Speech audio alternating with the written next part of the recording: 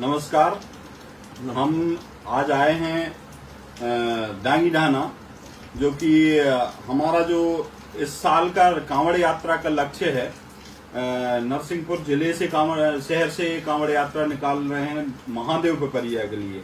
और जैसा कि महादेव पिपरिया के बारे में आप जानते हैं कि वहां पर पाषाण के शिवलिंग, जो कि विश्व में पहला ऐसा स्थान है जहां पत्थर के इतने विशाल आकार में शिवलिंग हैं, तो उनकी स्थापना कैसे हुई, वहां पर वो कैसे पहुंचे, कब स्थापना हुई, इस विषय में जानकारी के लिए हम डांगी ढाना आए हैं। उस परिवार के यहाँ आए हैं जहां पर जिन्होंने शिव कृपा से, शिव भगवान की निर्देशन में उन्हें जो स्वप्न मिला, उसके के माध्यम से उन्होंने जो पिंडी हैं उनको ले जाकर के स्थापित किया।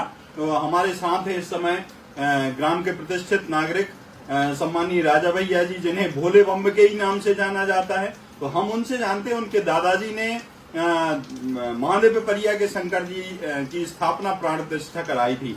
तो कहाँ से शुरुआत हुई, कैसे शुरुआत हुई, हम आपसे जानना चाहेंगे कि ये प्रेरणा उन्हें कैसे मिली। नमस्कार।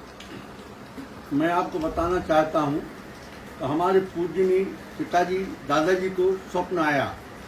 उस स्वप्न में बताया गया कि हम शंकर सिंह पटेल,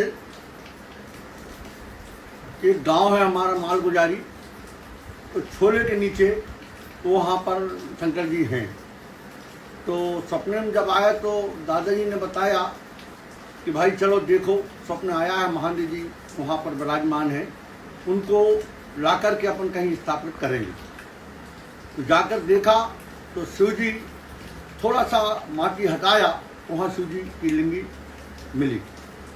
तो बहुत से लोग वहाँ गए और वहाँ पर पूजा पाठ करके विधिवत शंकर जी को लुढ़का के और यहाँ लाए। लाने में बहुत अलसेट हुई, इसमें बहुत पूजा पाठ किया, बहुत नारियल फोड़े, मना के शंकर जी को डांगी ढाना लाए। इसके बाद में कुछ दिन यहाँ रोके शंकर जी को, और फिर उसके बाद में शंकर जी को महादेव पिपरिया, क्योंकि महादेव पिपरिया क्यों ले गए, वहाँ हमारे दादाजी की ससुराल थी। हमारे दादा की ससुराल थी, तो वहाँ बहुत जमीन जायदाद लगी थी। तो सोचा का क्यों ना महादेव पिपरिया में मंदिर बनाया जाए।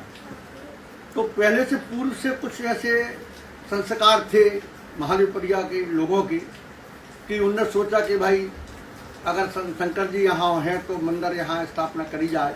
तो पहले से थोड़ी स्थापना वहाँ हो गई थी मंदिर बनाने की जी।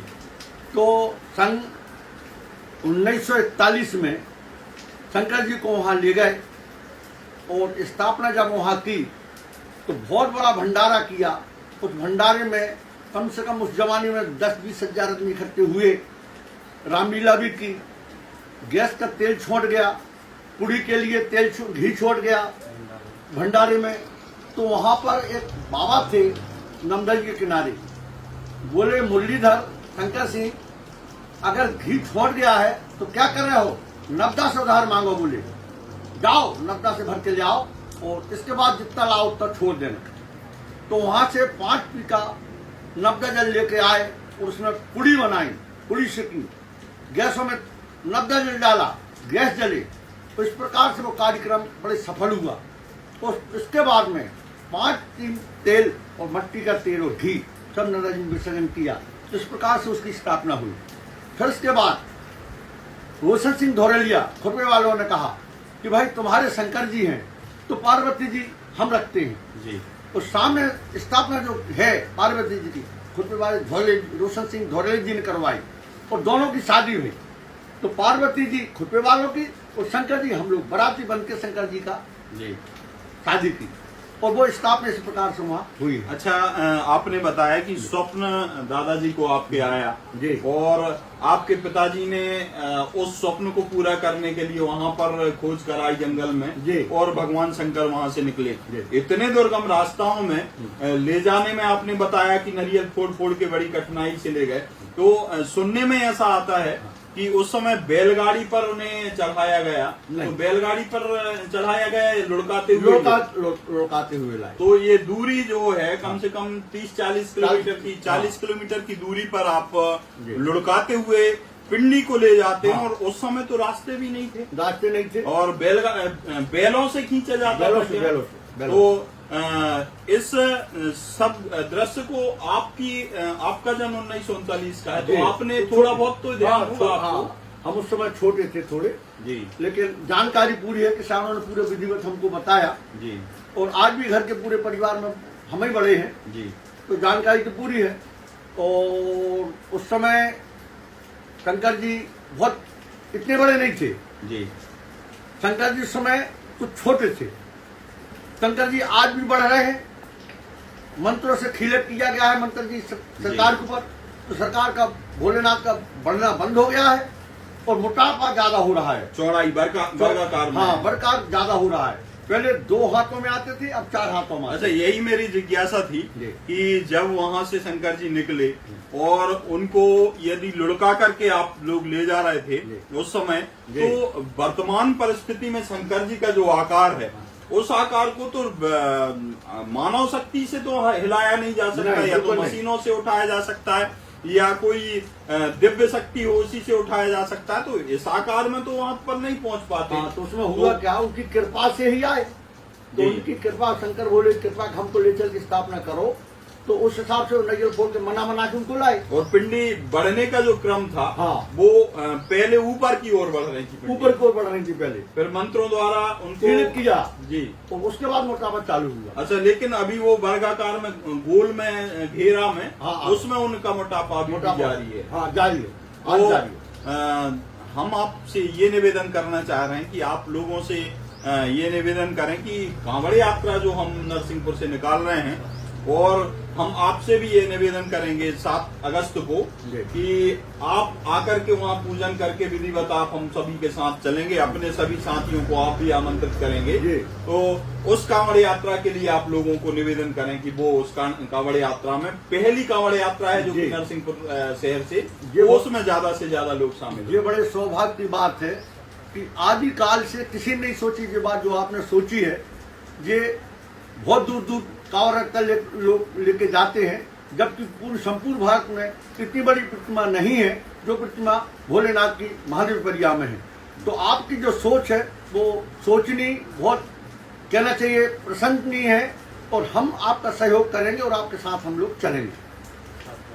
7 तारीख को 7 अगस्त को पुरुषोत्तम मास है जी। और श्रावण सोमवार है, और हम वहां से 7 से 8 के बीच में नरसिंहपुर में जो बड़े पुल के पास शंकर जी का मंदिर है, जी। वहां से यात्रा की शुरुआत करेंगे। नर्मदा जल हम पहले से ले आएंगे। जी। तो आप और हम मिलकर के आशा करते हैं कि नरसिंहपुर शहर और ग्रामीण क्षेत्र के लोग जी। जो बाहर जाते हैं कांवड़ यात्रा लेकर के, उन्हें एक बार इस यात्रा में शामिल होना चाहिए।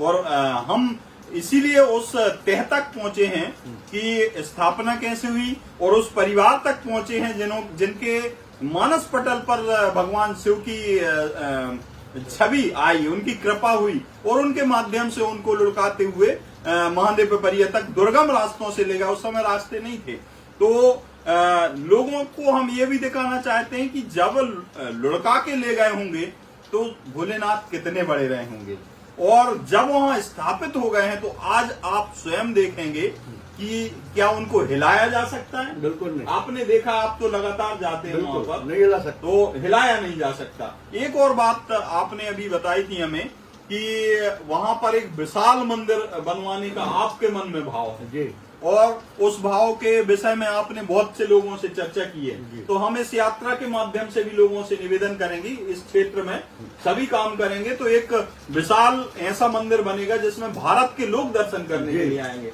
क्योंकि आपके मुख से अभी हमने सुना कि पाषाण के, मतलब पत्थर के प्राकृतिक शिवलिंग इतने विशाल भारत में कहीं नहीं। और ये बड़ी सोचने की बात है कि हमारे आदरणीय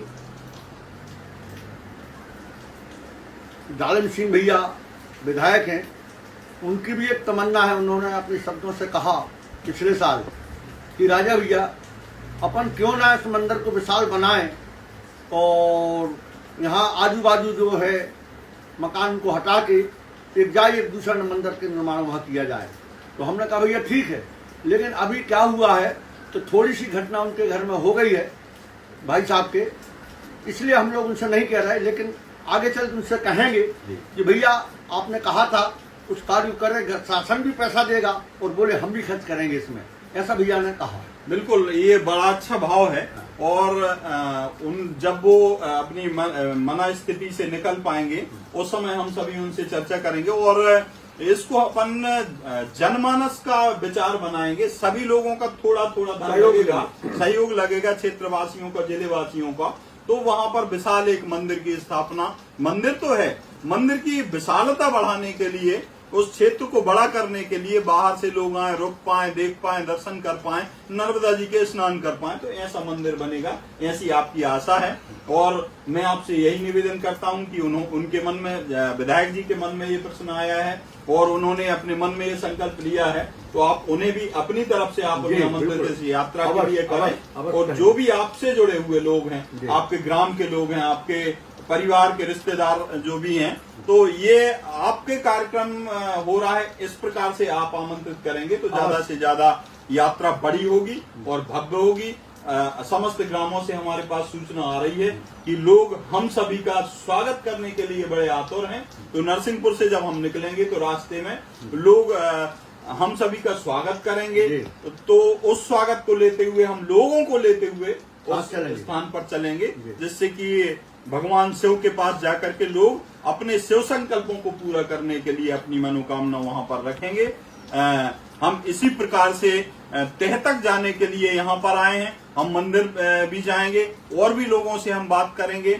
अभी वर्तमान में इतना ही। बहुत बहुत नमस्कार। बोलिए भगवान शंकर की जय।